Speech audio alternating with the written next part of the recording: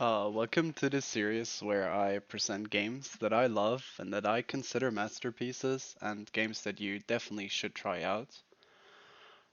Maybe as a quick introduction, I have played video games all my life, and some of these games that I've loved playing recently were Dark Souls 3, Elden Ring, Sekiro, and Celeste.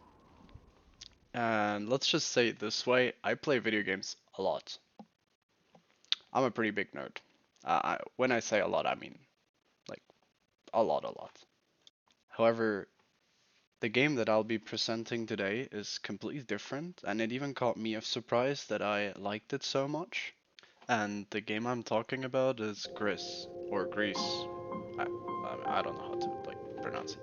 And I have a really strong passion for this game as I do art myself. Yup, that was me. Impressive, I know. If a game was art, it would be Chris. Chris is almost the embodiment of art as a video game. The design, the color scheme, everything. I literally stood there and watched the scenery for minutes, listening to the music, and I was just enjoying my time, and that really hasn't happened in a video game for a long time for me.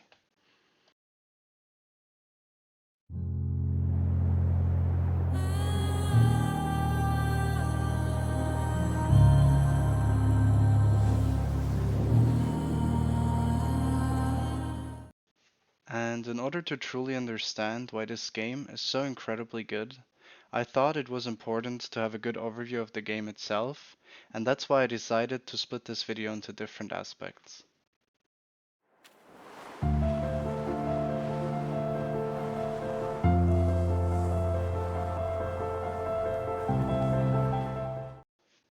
When it comes to the world design, I think it's very obvious to say that it's really creative and immersive in its own way. But for me, the thing that made it such a special and unique experience was that it felt so alive. And that was done by very small little details. I think the focus on detail made it so alive. The little birds, the animals, the companions that interact with you, all of these very, very subtle things made it so incredibly awesome.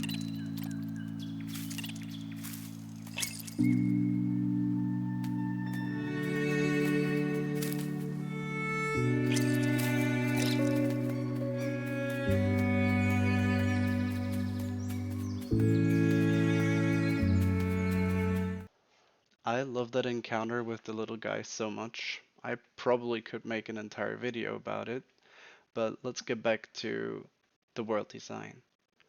Another point that needs to be emphasized is how versatile the world really is. I never got the feeling that anything got repetitive. Each of the colors and chapters were just completely different from one another and unique in their mechanics and everything, and I just really love that. It never got boring. I played through this game in basically 2 sittings, and I just couldn't stop.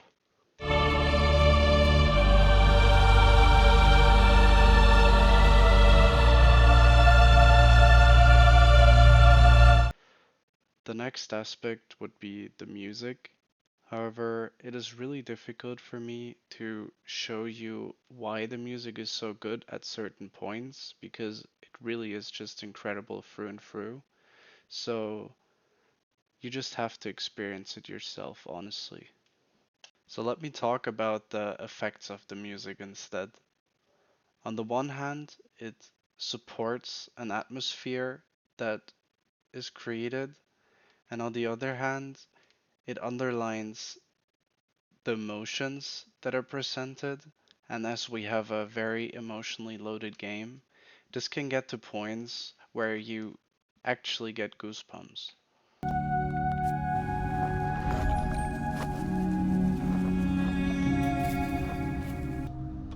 The mechanics of the game.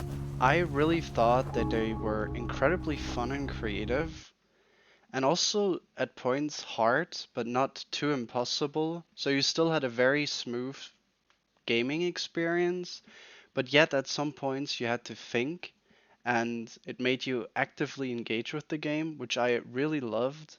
For example, the part where your character froze and you become a cube and you have to use that in a creative way to solve the puzzle. That for me really makes a good mechanic. Not only were the mechanics themselves good, but they also fit into the entire storyline as every single one of them had some symbolic meaning that adds to the story, which I thought was a really nice touch and made it even better. Which also leads me to my last point, which is storytelling.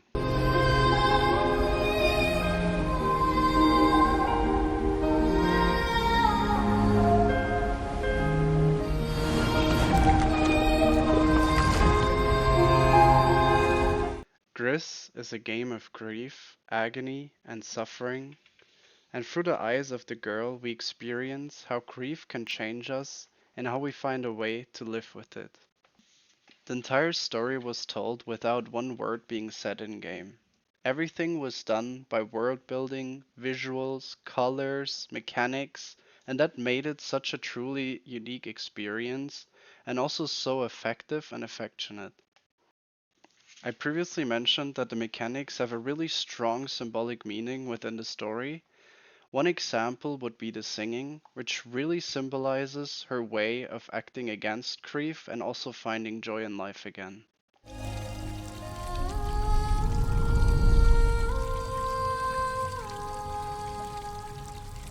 However, there are a lot of backlashes which put the girl back into a dark place, which again shows that when dealing with grief, it's not just a linear improvement curve, but there will be bad and good times.